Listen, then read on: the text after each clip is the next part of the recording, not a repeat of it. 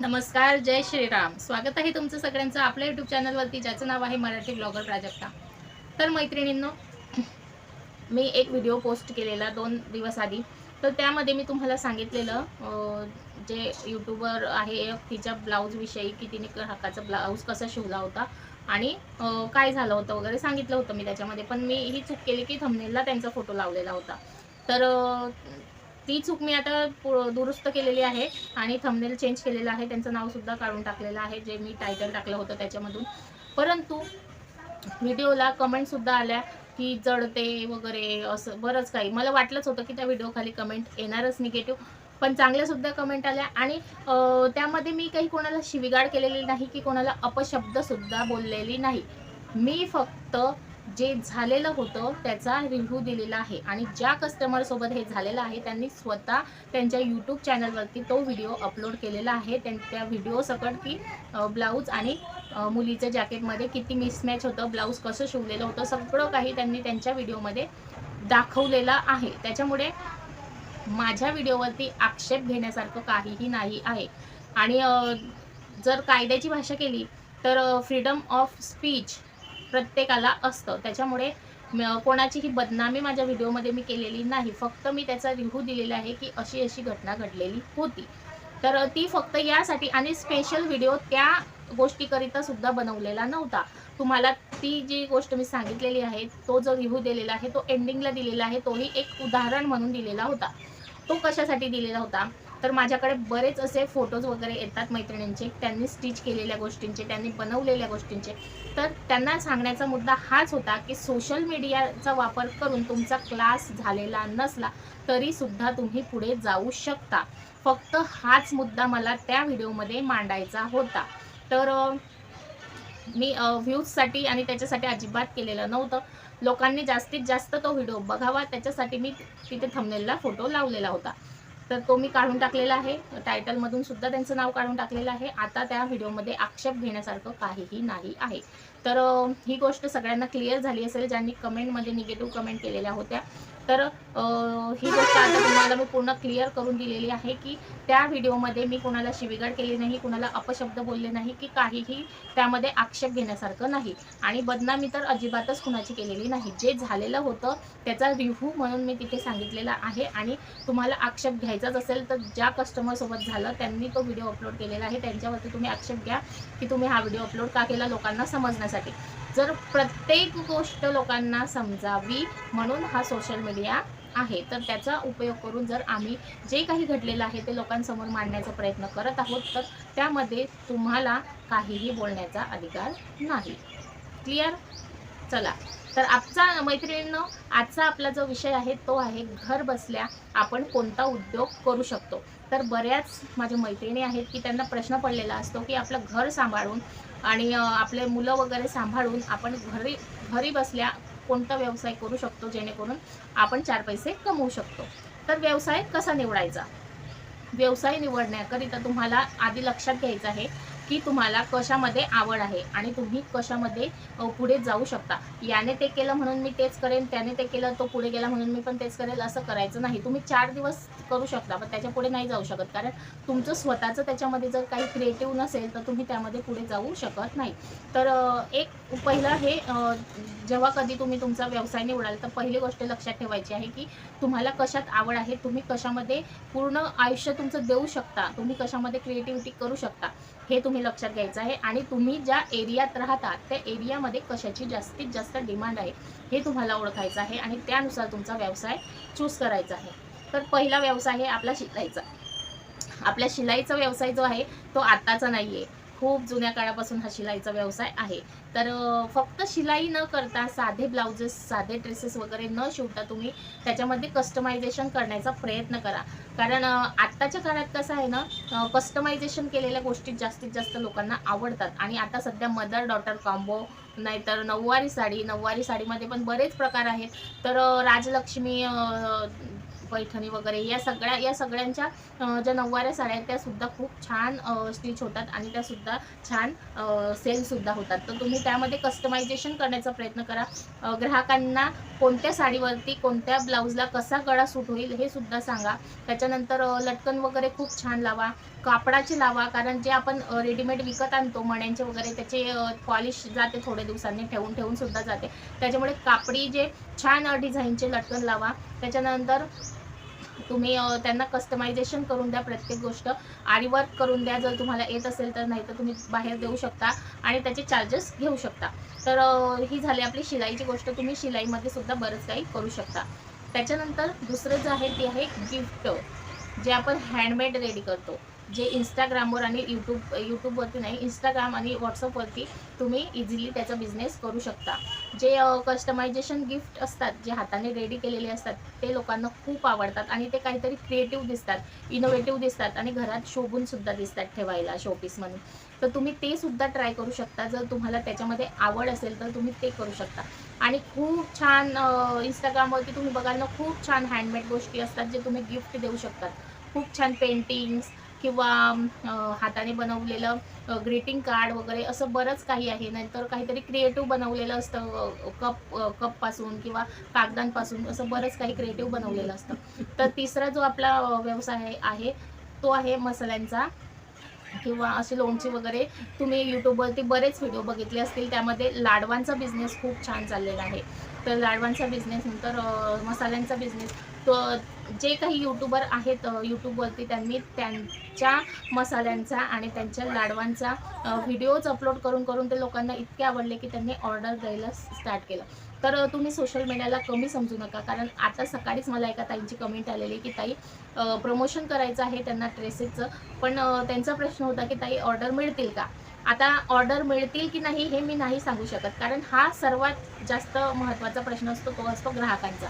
आता बघणाऱ्यांच्या डोळ्यांना ते आवडलं तर नक्कीच ऑर्डर मिळणार आहेत. तर तुम्ही हे मनात आणायचं नाही की ऑर्डर मिळतील का. आता यूट्यूबवरती, इंस्टाग्रामवरती बरेच लोक प्रमोशन करून घेतात, पण मग ते असा विचार करत असतील का की ऑर्डर मिळतील का आपल्याला, मग आपलं हे प्रोडक्ट जाईल वगैरे, असं विचार केला तर तुम्ही कधीही पुढे जाणार नाही. तुम्हाला जर खरंच मनापासून तुमच्या प्रोडक्टला लोकांपर्यंत पोहोचवायचं असेल तरच तुम्ही मला मेसेज करायचा आहे प्रमोशनसाठी. तर तुमच्या मनात काहीही शंका असल्या तर तुम्ही नका करू, कारण यामध्ये तुमचाच फायदा आहे, माझा काही फायदा नाही त्याच्यामध्ये. तर तुम्ही ठरवायचं आहे की तुमच्या प्रोडक्टचं प्रमोशन करायचं की नाही करायचं. तर आता एक म्हणजे ताई नाही म्हणणार मी तिला, कारण ती माझ्यापेक्षा छोटी आहे, 20 वर्षाची आहे, पण ती तिचा शिलाईचा बिझनेस ऑनलाईन करू इच्छिते आणि खूप छान छान गोष्टी ती स्टिच करते. आता त्यामध्ये ती गुढीच्या साड्यासुद्धा स्टिच करते, तर त्यात ती लवकरच मला पाठवणार आहे. मी तुम्हाला दाखवेन की त्या कशा आहेत. तुम्ही नक्की तिला ऑर्डर द्या, कारण एक तरुणी तिच्या आयुष्यामध्ये तरुण वयापासूनच काहीतरी करू इच्छिते, करू पाहते, तर तिला थोडाफार हातभार लावण्याची जबाबदारी आपली सुद्धा असते, नाही का. तर तुम्ही बाहेरून काहीतरी आणण्यापेक्षा, बाहेरून ऑर्डर देण्यापेक्षा तुम्ही तिला ऑर्डर देऊ शकता. आणि तिने कशी स्टिच केलेली आहे ते मी तुम्हाला दाखवेनच, ते जेव्हा माझ्याकडे प्रोडक्ट पाठवेल तेव्हा, तर तुम्ही ती सुद्धा बघू शकता. त्याच्यानंतर तुम्हाला कोणाला काही प्रमोशन करायचं असेल आणि तुमच्या मनात जर शंका नसेल की ऑर्डर मिळतीलच का, तर तुम्ही पाठवू शकता. तुम्ही कमेंट करा मला, मी त्यामध्ये तुम्हाला नंबर वगैरे देईन, ॲड्रेस देईन, तुम्ही मला तुमचं प्रोडक्ट पाठवू शकता.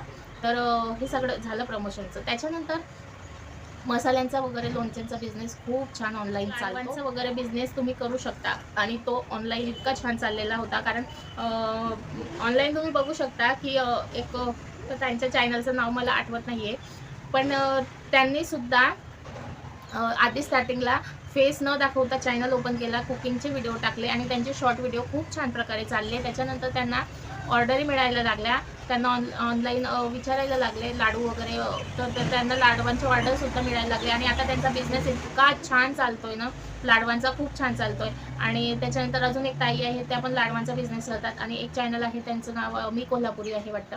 तर त्यांचा मसाल्यांचा बिझनेस खूप छान चालतो. त्यांना जेवणाच्या ऑर्डरीसुद्धा मिळतात, नॉनव्हेज व्हेजच्या.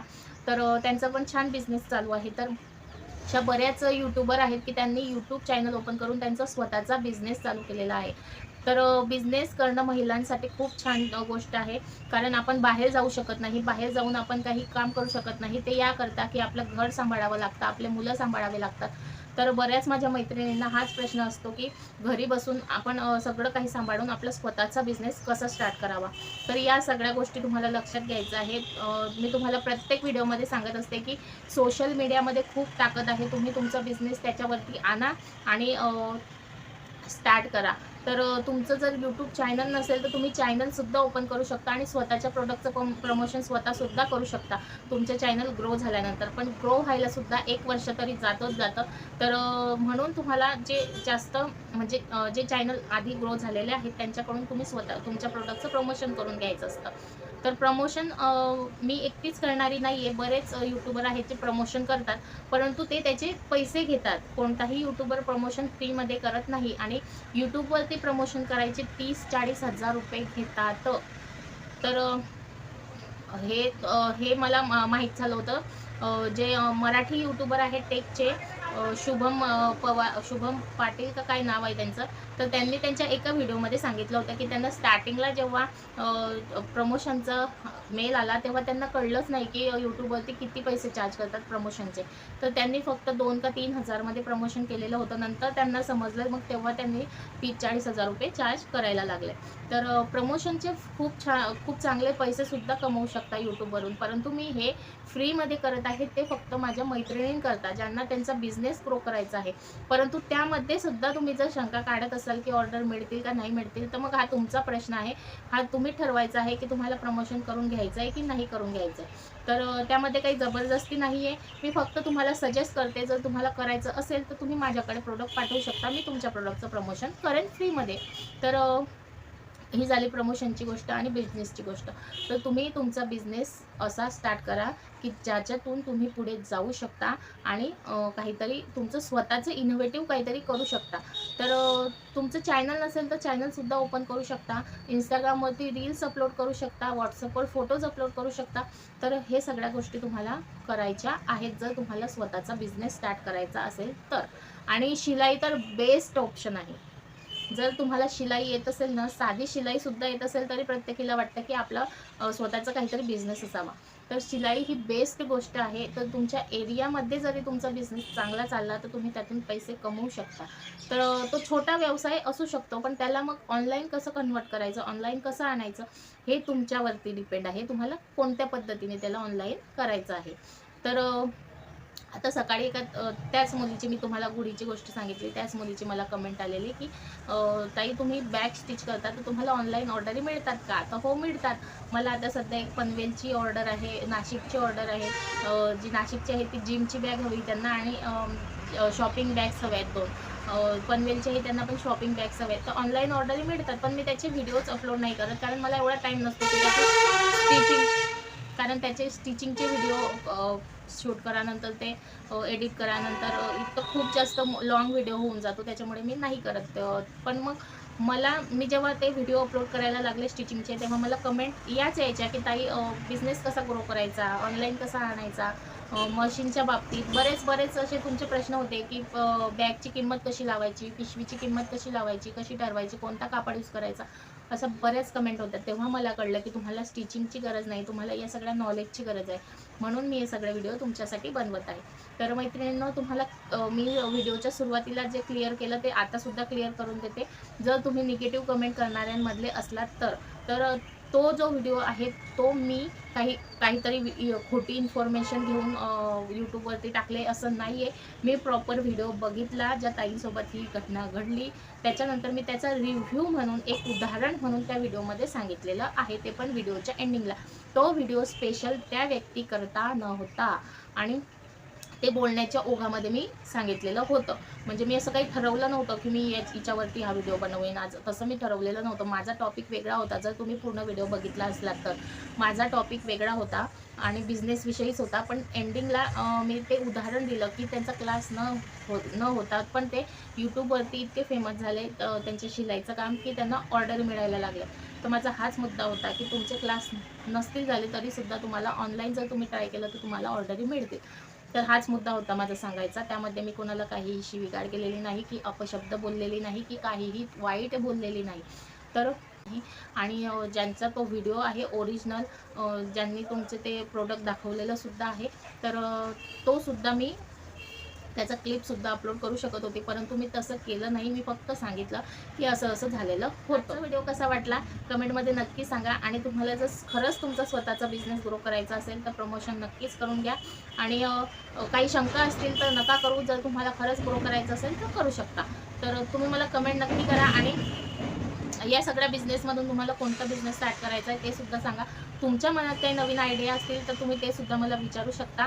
मी तुमच्या प्रत्येक प्रश्नाचं उत्तर देण्याचा प्रयत्न करते आणि करत राहणार, कारण तुमच्यासारख्या मैत्रिणींसाठीच हे चॅनल माझं मी ओपन केलेलं आहे आणि हे सगळे व्हिडिओ तुमच्यासाठीच बनवत आहे. तर भेटूया पुढच्या व्हिडिओमध्ये. तोपर्यंत काळजी घ्या आणि स्वतःचा बिझनेस ग्रो करण्यासाठी प्रयत्न करा. जय श्रीराम.